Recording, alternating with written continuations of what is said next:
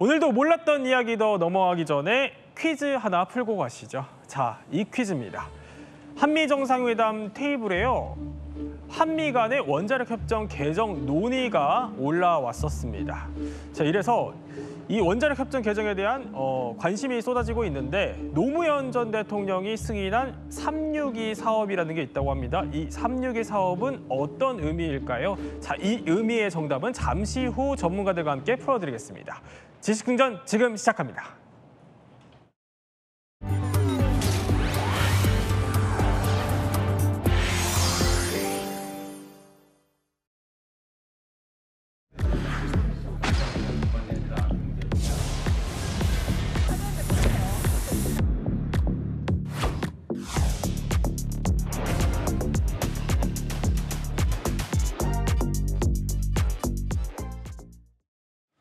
한미 원자력 협정이요, 이번에 한미 정상회담 테이블에 올라갔다고 합니다. 국가안보실장 브리핑부터 한번 들어보시죠. 원자력 협력 문제에 대해서도 정상 간에 의미 있는 논의가 있었고 앞으로 추가적인 협의가 이어질 것입니다. 앞으로도 긴밀한 협의가 진행될 것으로 봅니다. 뭐 구체적인 내용까지는 안 나왔어요. 네. 근데 어떤 좀 내용이 오갔을 걸로 보세요? 한미 원자력 협정은 뭐냐면요. 다른 나라는 없어요. 예. 우리가 미국에서 원자력 기술을 받으면서 앞으로 네 말 들을게 하는 게 원자력 협정이에요. 그러니까 우리 마음대로 못 해요. 네. 그래서 원자력 협정을 개정을 하면 우라늄 농축과 재처리할 수 있는 권한이 있고 이러면 원자력 경제성이 현저하게 높아지고 그리고 핵물질을 만들 수가 있어요. 예. 첫 번째. 합법적입니다. 미국만 허락하면 돼요. 두 번째는 트럼프 대통령이 신재생 에너지보다는 원자력 발전을 대규모로 지려고 그러거든요. 네. 근데 미국이 그럴 만한 능력이 없어요. 그러니까 우리랑 협력을 해야만 만들 수 있거든요. 그 두 가지입니다. 그럼 어떤 내용이 좀 오갔을까요, 이번에? 두 개 다 할 것 같아요. 왜냐하면은 미국 입장에서는 원자력 우리와 협업을 해서 원자력 발전소를 짓는 것 이게 관심이 더 있고, 네. 우리 입장에서는 농축과 재처리 권한 이게 사실 이게 있으면 원자력 평화적 이용, 경제성도 획기적으로 제고되지만 네. 유사시 핵물질을 만들 수 있으니까 안심이 되죠. 자, 이 원자력 협정이 사실 우리만 원하는 건 또 아니라고요. 미국도 개정의 필요성이 있다고요?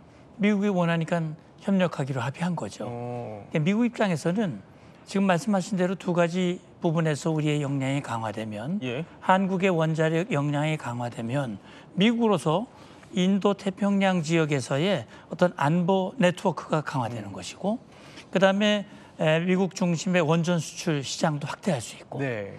또 한국이 사실 잠재적 역량을 원하잖아요. 그런데 미국이 원하는 비확산 틀 내에서 한국을 통제 관리할 수 있다. 네. 그런 측면에서 미국도 필요를 느끼고 있다. 이렇게 봅니다. 이제 문성문 센터장님 설명처럼 우리에게도 반드시 이제 원자력 협정이 필요한 데는 그만한 이유가 있을 겁니다. 바로 이런 문제들이 해결되기 때문일 텐데요. 하나씩 보겠습니다. 자, 첫 번째, 폐연료 재처리라는 겁니다. 이게 어떤 이야기죠? 지금 국내 원자력 발전의 가장 큰 문제라고 좀 말씀을 드리고 싶습니다. 예. 그러니까 지금 국내 원자력 발전소에 임시 저장 시설들이 있습니다. 여기에 이제 폐연료봉을 일단 기본적으로 비축을 해놓는데, 그러니까 폐연료봉이란 원자력 발전에 이용된 다 쓴 연료봉을 이제 말씀드리는 겁니다. 예. 근데 이미 이게 90% 이상 포화가 된 상황입니다. 그리고 이제 이 원자력 발전에 사용되는 이 연료봉 같은 경우에는 이 저장 시설에 보관한다고 해서 바로 이게 식는 게 아닙니다. 네. 그러니까 몇 년이 기다려야 돼요. 그 연료봉의 그 열이 가라앉기까지 몇 년을 기다려야 됩니다. 그래서 이제 이게 보통 이제 물 속에 지금 영상에 나오지만 이제 물 속에 이렇게 보관이 돼 있는데 예. 그러니까 습식 저장 방식으로 수년간 보관한 다음에 완전히 식으면 그다음에 이제 건식 저장 시설로 옮깁니다. 그러니까 수조에 있는 걸 밖으로 빼서 저렇게 지금 그림으로 나오고 있는데 네. 건식 캐스트에 저장해서 공기 중에 이제 냉각을 보관하게 됩니다. 근데 이렇게 되다 보니까 지금 어떤 문제가 있냐면 제가 앞서 말씀드렸지만 이런 저장 시설들이 지금 사실상 2030년이면 예. 거의 포화 상태입니다.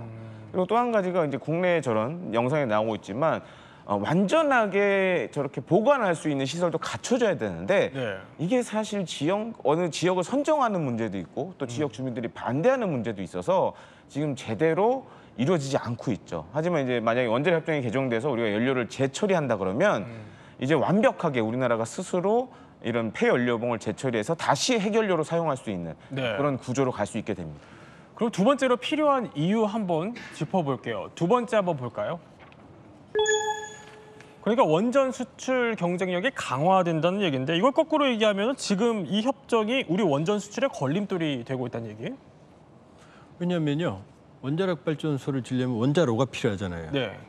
그 원자로만 중요한 게 아니라 원자력 발전소는 연료가 중요하거든요.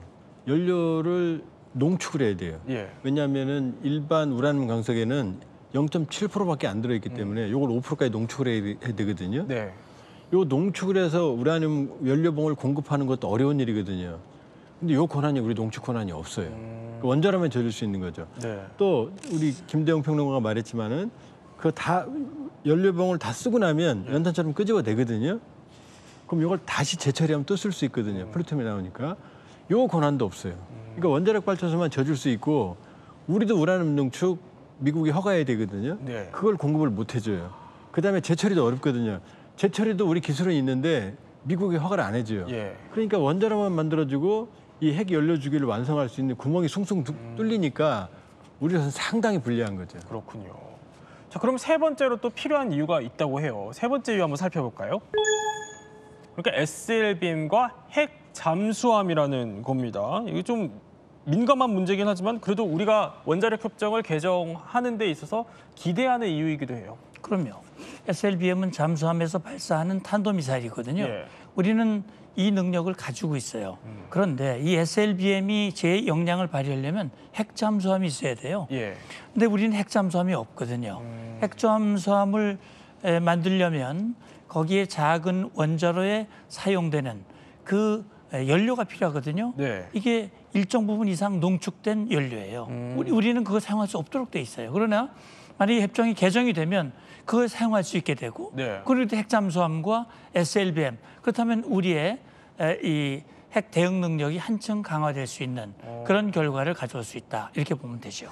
조은 박사님, 그런데 예. 우리 정부가 이거 원자력 협정을 개정하려고 시도를 또 안 했던 건 아니더라고요. 예. 근데 왜 아직까지도 안 된 거예요? 많이 했어요. 많이 했는데 뭐 이런 말 있죠. 뭐 없는 찐빵 그러죠. 그 핵심이 없어요 지금. 핵심이. 네. 말이 표준어 뭐냐면- 아니죠? 예. 뭐냐면은 이 농축과 재처리가 핵심이거든요. 네. 근데 요 권한은 끝까지 안 줘요. 왜냐하면 농축을 하면 이게 전농축을 하면 괜찮은데 고농축을 하면 히로시마에 떨어졌던 우라늄탄이 되거든요. 예. 그다음에 플루토늄을 만들면 나가사키에 떨어진 플루토늄탄이 되거든요. 우리 김대영 평론가님 얘기한 게 얼마나 심각한 얘기냐면요. 예. 2030년이 되면 지금 아까 있던 저장소 있죠? 그게 원자력 발전소 안에 있어요. 그걸 끄집어내서 영구 방패장을 만들어야 되는데 네. 그게 없어요. 2030년이 되면 저게 다 차면 심각하게 말씀드리면 원자력 발전소는 하나씩 문을 닫아야 돼요. 가동을 못 해요. 그렇군요. 그러니까 재처리는 우리한테는 절박하다. 예. 근데 문제는 재처리하면 플루토늄이 생기니까 미국이 의심하는 거죠. 핵폭탄 만드는 거 아니야? 그래서 끝까지 안 주고 있는데 지금 어떤 결과가 나온지 모르겠지만 네. 재처리와 농축 권한은 일본은 가지고 있단 말이죠. 그리고 우리도 IAEA 사찰, 원자력 기구의 사찰을 받으면 다 투명하게 운영할 수 있거든요. 예. 그러니까 저는 이번에 뭘 줬든지 간에 재처리와 농축 권한을 가져왔으면 예. 대단히 큰 성공을 한 거다 이렇게 볼 수 있어요. 자, 이런 원자력 협정 개정 시도가 역대 정부들에서 있었고요. 사실 그간 또 우리 정부들이요. 비밀리에 핵무기 또 핵 추진 잠수함에 대한 개발도 꾸준히 시도해 왔습니다. 타임라인이 하나 있습니다. 보면요. 가장 처음 비밀리에 핵무기 개발 추진을 시도한 사람 바로 박정희 전 대통령입니다. 당시 우리나라의 핵무기 개발 능력을 알 수 있는 인터뷰가 하나 있어서 저희가 소개를 좀 해드리려고 하는데요. 자, 이 인터뷰입니다. 우린 핵무기 개발 능력은 있지만 NPT를 준수해서 개발하진 않는다. 그러나 미국의 핵우산이 철회되면 자체 개발에 나설 수밖에 없다. 아니 그러니까 박정희 전 대통령이 핵무기 개발 능력이 있다고 주장을 하는 겁니다. 인터뷰도 굉장히 또 자신감이 넘치는 톤인데 정말로 우리에게 당시에 핵무기 개발 능력이 있었어요? 지금 북한이 세계 경제력 200위 최빈국이죠. 예. 핵무기 가졌잖아요. 파키스탄, 인도 핵무기 가질 때 98년에 거의 세계 최빈국 가난한 나라였어요. 그러니까 핵무기를 개발하는 게 생각보다 기술력이 높지가 않아요. 네. 지금 가난한 나라들이 다 만들었잖아요. 그러니까 75년 정도면은 우리 기술력 정도면은 충분히 만들 수 있었죠. 그 얘기를 하는 거예요. 그랬군요. 아니 김대호 평론가, 당시에 그런데 핵무기 개발을 이제 위해서 과학자들이 모였어요. 예. 근데 자신들이 뭘 개발하는지도 몰랐다면서요. 예, 당시 이제 당시 박정희 정부가 이제 예. 890 계획이라는 걸 진행을 합니다. 그래서 보통 이제 핵무기를 만들려면 두 가지가 필요합니다. 예. 일단은 핵탄두가 필요하겠죠. 뭐 원자폭탄이든 수소폭탄이든 이런 걸 필요로 하고, 그 다음에 이 핵탄두를 어딘가 멀리 날려보내야 할 미사일이 필요하겠죠. 그래서 이 두 가지로 분류를 해서 만듭니다. 그래서 국방과학연구소가 이제 탄도미사일을 예. 개발을 하고, 그다음에 한국원자연구소 중심으로 표면상은 이제 원자력 발전이라고 했지만 이 핵 무기와 관련된 연구를 진행하는데, 보통 이런 비밀 계획들은 일종의 큰 퍼즐은 네. 가장 최상층에 있는 사람만 알아요. 그리고 이제 이걸 연구하시는 분들은 일종의 하나의 퍼즐을 맞춘다고 생각하시면 됩니다. 예. 그러니까 그런 식으로 했기 때문에, 그리고 이제 이런 데는 당시 우리가 기술이 부족했기 때문에 세계 여러 나라에 나가 있던 우리 기술 과학자들을 이제 다 불러왔습니다. 네. 이제 이런 분들이 퍼즐 하나하나씩을 다 만들어 나갔던 거죠. 그렇기 때문에 전체적인 그림은 알 수 없었지만 이런 비밀 계획이 진행된 걸로 이렇게 전해지고 있습니다. 근데 결국에 이 핵무기 개발에서 실패를 했어요, 당시에. 예. 그 이유가 뭐였을까요? 이게 사실 박정희 대통령이 개발을 시도한 것은 닉슨 독트린이거든요. 예. 자국방해 알아서 해라. 주한미군 감축도 가능하고 북한의 위협은 높은데 박정희 대통령이 그런 결심을 한 거죠. 프랑스와 은밀하게 협력을 하기 시작했고 예. 한국원자력연구소를 중심으로 해서 플루토늄 생산 이거 추진해 나갔거든요. 근데 미국의 정보력이 어떻습니까? 이틀통이 났어요. 결국은 미국은 이걸 포착을 하고 우리에게 주었던 F4 전투기 예. 더 이상 쓸 수 없다. 그리고 경제 차관 지원 중단 이런 것으로 압박을 하자 결국 우리로서는 우리 국익 차원에서 이걸 중단할 수밖에 없는 상황이 됐던 겁니다. 아, 그랬군요. 그럼 두 번째, 그 이후에도 계속된 또 시도가 있어요. 보면은 김영삼 전 대통령 시절입니다. 아니, 핵 추진 잠수함용 원자로를 건설하라. 이게 무슨 얘기예요? 왜냐하면 NPT 예. 비확산 조약에서 핵무기를 개발하는 건 금지돼 있어요. 우리 가입국이니까. 그런데 핵 추진 잠수함은 핵무기가 아니거든요. 네. 그러니까 잠수함엔 두 가지가 있어요. 핵 추진 잠수함. 그러니까 미국은 재래식 잠수함이 없이 다 원자력 잠수함이거든요. 근데 LA급 공격 원잠은 핵무기가 없어요. 추진력만 핵이거든요. 네. 그다음에 이제 오하이오급은 추진도 핵이고 핵미사일이 들어있거든요. 그러니까 엔진만 핵을 쓰면은 이건 NPT에 안 걸리거든요. 네. 그러니까 사실은 1993년에 북한이 NPT 탈퇴하고 핵무기 개발을 본격화하니까 우회적으로 핵 능력을 확보하기 위해서 핵추진 잠수함을 추진했는데 근데 역시 문제는 다시 도돌이표. 예. 자, 평화적인 원자력을 이용하려면 5% 농축, 저농축이거든요. 근데 원자력 잠수함은 20% 이상의 고농축이 필요해요. 역시 고농축으로 가니까 그건 또 미국이 허락해주지 않죠. 예. 그다음에 저 당시만 해도 소형 원자력 그 설계 기술이 지금도 어려워요. 그러니까 한계가 있기 때문에 안 됐던 거죠. 그랬군요. 자, 그럼 마지막 또 타임라인으로 한번 가볼게요. 언제냐면 바로 2003년 노무현 전 대통령 시절입니다. 이와 관련해서 일단 퀴즈 한번 풀어보고 가보겠습니다. 퀴즈 띄워주시죠. 자, 노무현 전 대통령이 승인한 362 사업에 의미가 있다고 합니다. 그러면 이게 핵과 관련되어 있는 사업일 것 같은데 정답이 뭡니까? 예, 이게 사실 이제 원자력 잠수함과 좀 연관이 있습니다. 그래서 2003년 6월 2일 당시 노무현 대통령이 이 원자력 잠수함 사업과 관련돼서 재가가 난 날짜를 따서 네. 362 사업이라고 이렇게 좀 전해지고 있습니다. 그러니까 원자력 잠수함이라고 하면 핵 추진 잠수함을 예, 말씀하시는 거죠. 자, 그러면 이 단계까지 드디어 핵 추진 잠수함 건조 사업까지 시도를 하게 된 겁니다. 그럼 당시에 이건 어떻게 진행됐습니까? 그러니까 일단은 이게 안보적인 문제가 하나 있었습니다. 그러니까 북한이 NPT 탈퇴 선언을 했고, 예. 그다음에 2차 북핵 위기가 저도 이제 기억이 나는데 2003년도에 정말 전쟁 나는 거 아니냐 이런 얘기가 나올 정도로 굉장히 좀 긴장이 고조됐던 시기가 있었어요. 예. 근데 역시 이것도 이제 어떻게 보면 이제 우리가 군에서 이제 흔히 비닉 사업이라고 많이 얘기를 하는데, 이제 비밀적인 사업이라고 많이 얘기를 하는데 네. 비닉 사업으로 조용히 진행이 됐었어요. 그랬군요. 예, 그래가지고 알려지지 않았는데 이게 어떤 언론에서 갑자기 기사가 나오면서 한번 확 이제 또 공개가 된 적이 있었습니다. 그리고 이것과 관련돼서 이제 미국 쪽에서도 적지 않은 이제 압력이 있었던 걸로 이제 전해지고요. 그래도 이때까지만 하더라도 이전보다는 네. 이게 어느 정도 이제 기술적인 성숙이 좀 됐던 때였습니다. 그래서 이제 좀 이제 지금 아쉬움이 많이 남는 게 그때 만약 됐다라 그러면 지금 우리가 어쩌면 원자력 잠수함을 보유했을 수도 있었겠죠. 이거는 왜 무산됐어요? 지금 김대영 평론가님이 살짝 지나갔지만 예. 아픈 과거입니다. 언론에 공개됐어요. 언론에. 여기에 대해서 지금 뭐 이렇게 화병 걸린 사람들이 아주 많이 계시는데 네. 뭐 역사가 평가하겠습니다마는 사실 국가 기밀은 전략적인 거는 언론이 조심히 다뤄야 되거든요. 만일 저때 핵추진 잠수함이 만들어졌으면 네. 우리가 이 상황까지 오지 않았죠. 훨씬. 그리고 또 하나는 저게 36이라고 그랬잖아요. 예. 2003년 6일. 2004년에 우리가 레이저 기법을 활용해서 네. 극미량의 우라늄을 농축을 그게 이제 우연이다. 뭐 한번 해봤다 서류 많은데 네. 그게 NPT 체제의 허용 범위를 넘어선 거였거든요. 그래서 그게 노출이 되니까 우리 뭐 손들고 뭐 혼나고 막 그랬거든요. 네. 그러니까 저 사업까지 영향을 받은 거죠. 의심받으니까. 자, 한편 우리가 이렇게 뭐 역사적으로 핵 잠수함 추진에 어떻게 보면 번번이 좀 실패를 해오는 동안에 아니 북한은요 핵 추진 잠수함의 고도화에 힘을 실어왔습니다. 얼마 전에 북한이 직접 핵 추진 잠수함이라면서 이런 영상을 공개했습니다.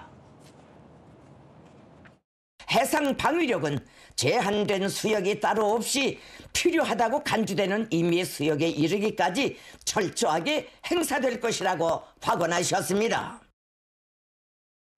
아니 뭐 북한 주장일 뿐이고 저거 진짜 핵 추진 잠수함 맞아요? 저는 아니라고 봅니다.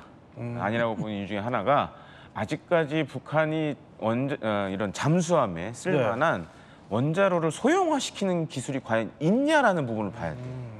그리고 그걸 봤을 때는 아직은 좀 먼 것 같고 그리고 선형 배 모양도 달라져야 됩니다. 네. 기존의 이 뭐 로미오급이나 북한이 갖고 있던 잠수함들과 지금 영상으로도 뒤에 나오고 있지만 크게 차이가 없어요. 다만 이제 그 세일 보통 이제 우리 잠수함 그 중요 부분이라고 하는데 그 뒤쪽에 이렇게 미사일을 넣을 수 있는 경납 공간은 만들었는데 과연 저 배가 먼 바다까지 나가서 작전을 할 수 있을지는 상당히 좀 의무시되는 그런 성능이 좀 보여집니다. 그래도 러시아로부터 이번에 좀 핵 추진 잠수함 관련 기술을 이전받았을 수도 있잖아요. 전 세계 그 어느 나라도 전략 기술을 주지 않습니다. 첫 번째. 두 번째, 저도 못 먹습니다. 아 그래요? 핵추진 잠수함을 동네 장난감처럼 생각하는데 네. 그거는 지금 기술을 통째로 줘도 북한이 못 만들어요.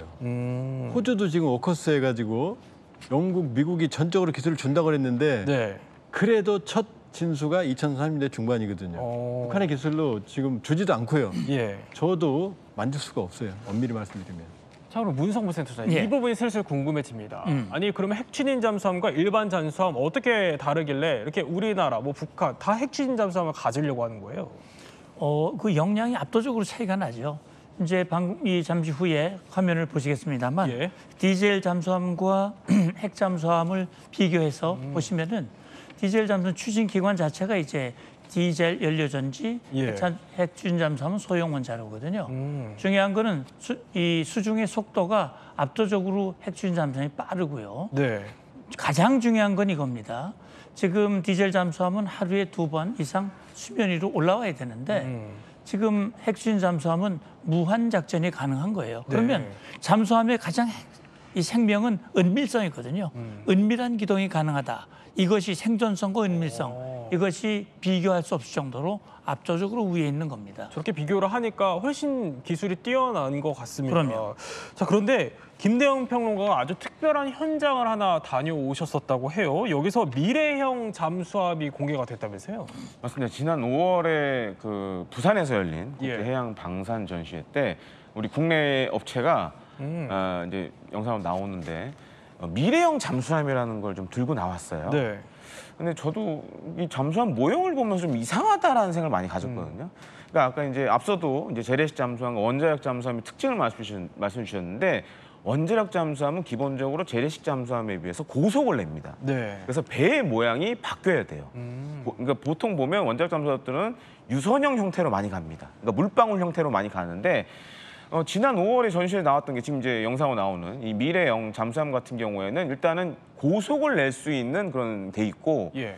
그다음에 지금 이제 알게 모르게 이제 우리가 빈익으로 원자력 잠수함과 관련된 여러 가지 개념 연구들을 지금 진행 중입니다. 그래요. 예, 왜냐하면은 이제 예를 들어서 핵 협정이 바뀌었을 경우에 예. 우리가 빨리 만들어야 되니까 지금 이제 나오고 있지만 유선형 설계, 수납식, 함수타 적용, 그다음에 이제 연안에서의 활동에서 엑스타 적용도 됐고 또 한 가지로는 스텔스 성능도 이제는 가져야 됩니다. 네. 그래서 지금 최신 잠수함들은 스텔스 성능, 특히 이제 소나에 대비한 스텔스 성능도 지금 갖기 위해서 디자인을 그렇게 하고 있거든요.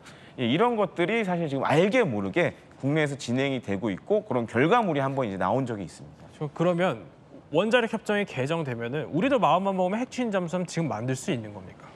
지금 많이 연구가 돼가고 있는 걸로 좀 알고 있고요. 예. 그러니까 우리가 만약에 그게 바뀌기만 한다라면 결심만 되면 얼마든지 만들 수 있는 여건은 충분히 갖춰져 있다라고 생각하시면 되겠습니다. 그럼 원자력 협정이 개정될 가능성 어떻게 보십니까? 가능성이 아니고요.